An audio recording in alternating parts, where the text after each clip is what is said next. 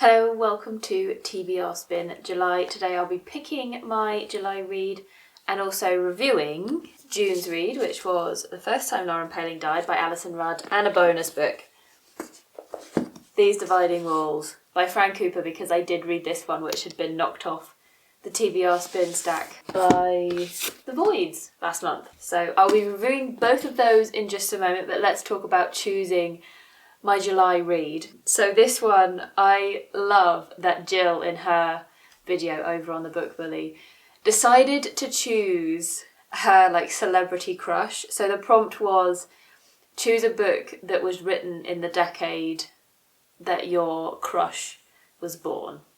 And I love that she did it on her celebrity crush. Greg Davis, what a hilarious man.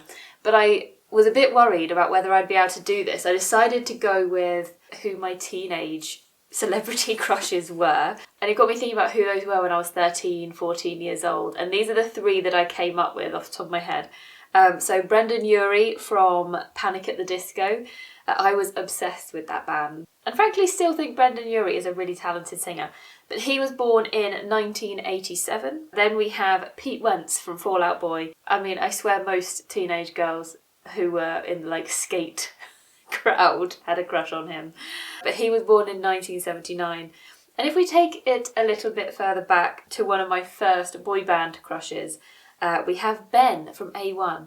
I literally remember crying over the fact that I knew I'd never get to meet him, and this was when I was 9 or 10 years old. But anyway, apparently he was born in 1981, so we have a nice time period of the 1980s. So I've got the 1970s and the 1990s as my little bit of play, because I genuinely think I'm going to need a little bit of play because I'm trying to do this entirely from hardback books, and even my list here is 2019 or newer, so it's definitely not going to be one of these. So we're going to be swapping out. We are going to be swapping out another book today because none of these are going to be relevant to this challenge. I've also just realised that my microphone is pointing in the wrong direction. That's not handy. So I had a good look through my shelves. First ones I picked up I think are all too early. So we've got David Vogel. This was originally published in 1929. We have Joy in the Morning, which I think P.G. Wodehouse was a 1930s author. Agatha Christie, I think this is 1940s. And Patricia Highsmith, Strangers on a Train, is the 1950s. So none of these are relevant, but these are some of the older hardbacks that I do have on my shelves. I then found these two, which are getting a bit closer. Now, Blind Assassin is 1997, which is in my leeway, my area of play. But we have The Name of the Rose by Umberto Eco, which I think was published, it was definitely the 1980s. I think it was published in the UK in 1983, is what I read. I think in the UK it was 1983, might have been a couple of years earlier in Italy.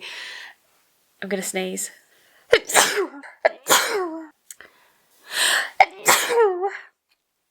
Oh dear.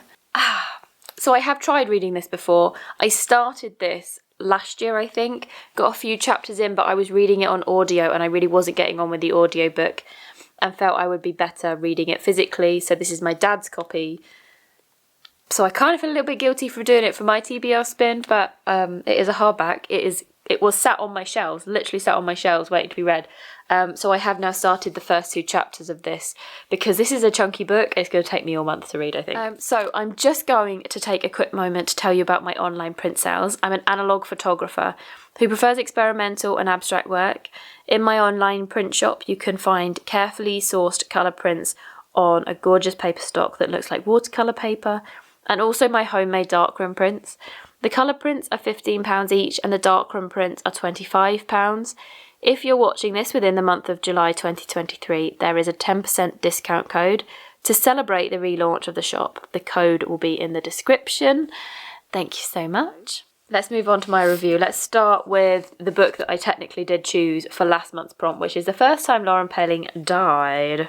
So I think this is an excellent book, and I've said this about other books that I've read for TBR Spin so far, but I think if you're a reader, a general fan of the Women's Prize for fiction, and you like that type of literature, you would really like this. It's not without its faults, but I do think it's a really good book, and I would be interested in reading other things that Alyson writes. So, what is the book about? I think the synopsis, the blurb that's on the cover, is a little bit misleading because it suggests that she is 13 the first time she dies, and then goes on to say each time she dies, new lives begin for the people who loved her, while Lauren enters a brand new life too. Which is not a lie, but it suggests that there's a lot more of these new lives and these different realities than there actually is in the story. Whether that's a good or a bad thing, I'm not quite sure.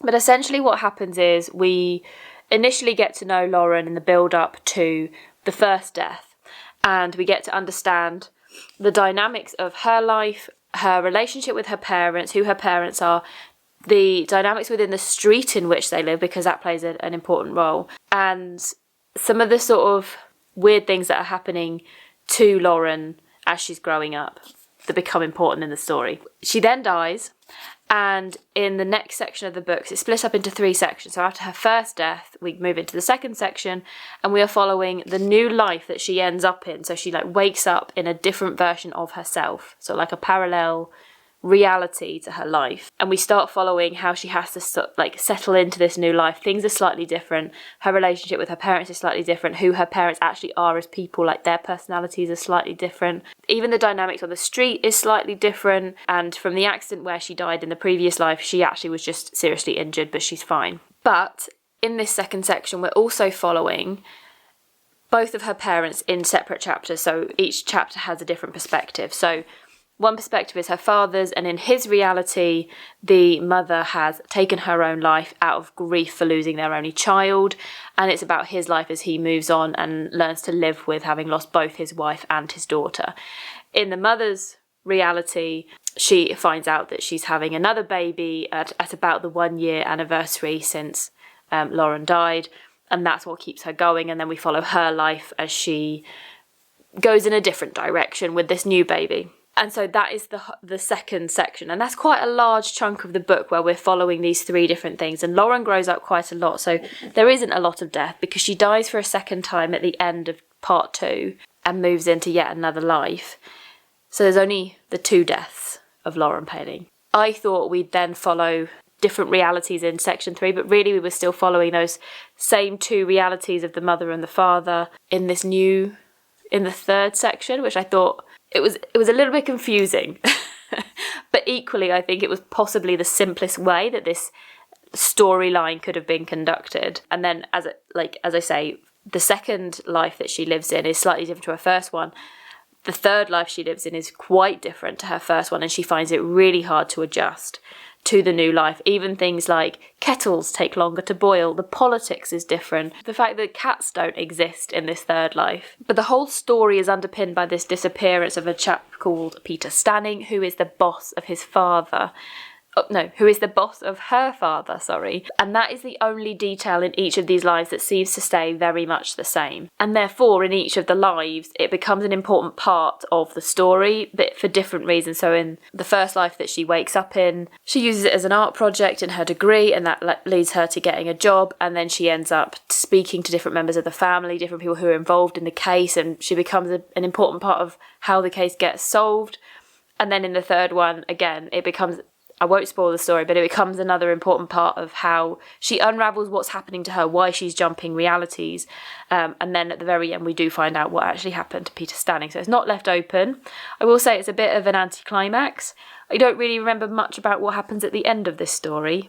I mean, I remember what happened to Peter Stanning, but I don't remember how Lauren's story ends. It sort of fizzles out, I feel. But overall, I really enjoyed reading it. I was gripped. I wanted to keep reading it.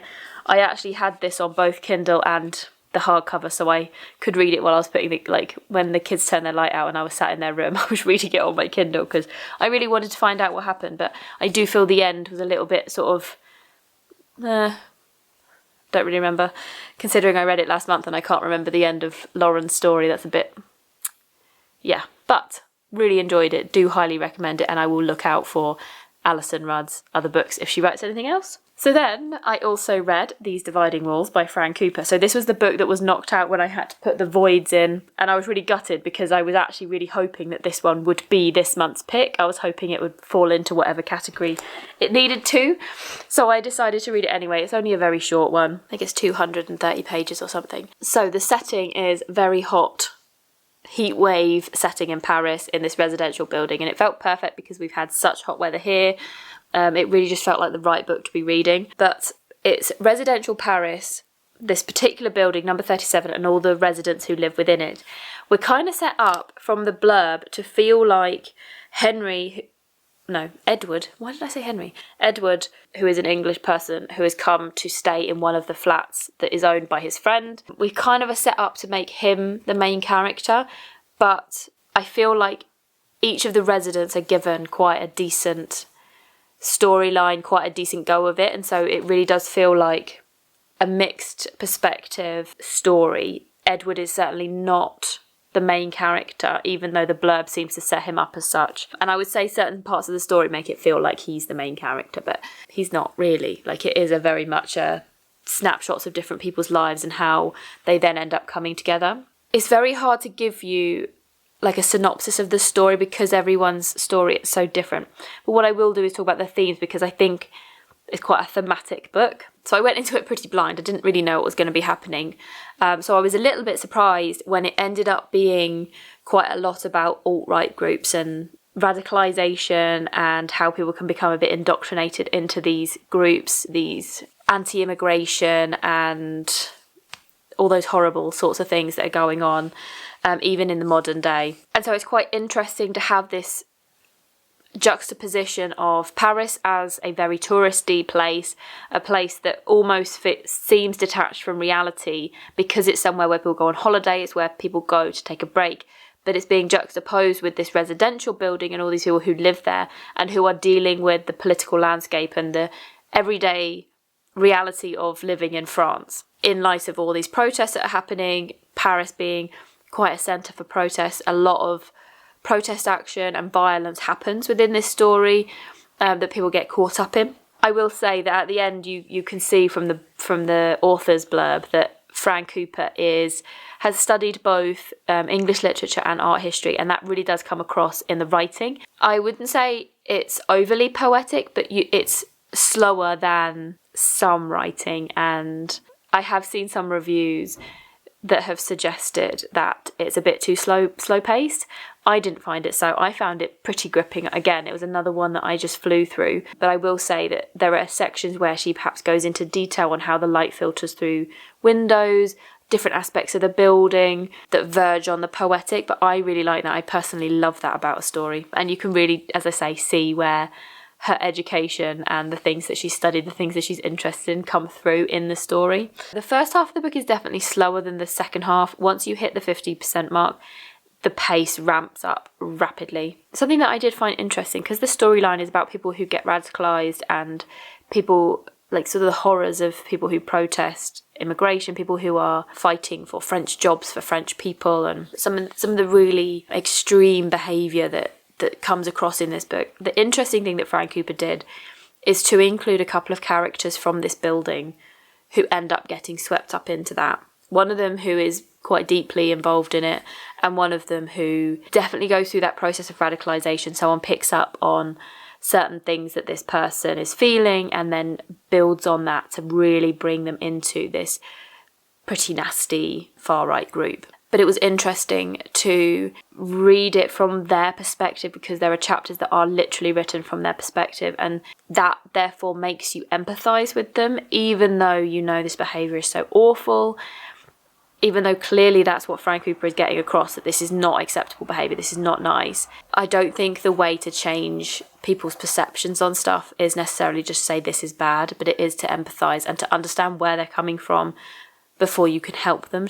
Ultimately, though, I felt the ending was a bit off. Both of the odious characters that ended up getting involved in this activity, in these hate crimes, never really got their comeuppance. They kind of just got accepted back. So one of them already lived alone and never got found out for what they did, just went back to their life. Of course, they like it's said that they are jealous of certain other things that other residents have, such as families and things, but they never actually get a comeuppance. And then the other one is the husband of one of the residents, and again, he never, you know, he goes through the humiliation of being found out by his wife, by being caught in the act. She sees him taking part in the protest, but she never leaves him. It just sort of gets swept under the rug at the end. It gets sort of forgotten about, maybe not necessarily forgotten about, but certainly forgiven, and life goes on. And I was a bit disappointed with that. I was like, that might be realistic, that might be what generally tends to happen, but I don't know, I felt disappointed. I wanted more of a resolution for the people who were attacked, for the people who felt, you know, there were a couple of residents in there who felt victimised by this, and there's no comeuppance, you know, for them. I just think there's a bit of a shame. But again, whilst the ending was not my favourite, I have seen that Fran Cooper has written another book called The Two Houses, and I will be looking to read that because I really loved her writing. Thanks for watching, guys. I'll see you in the next one.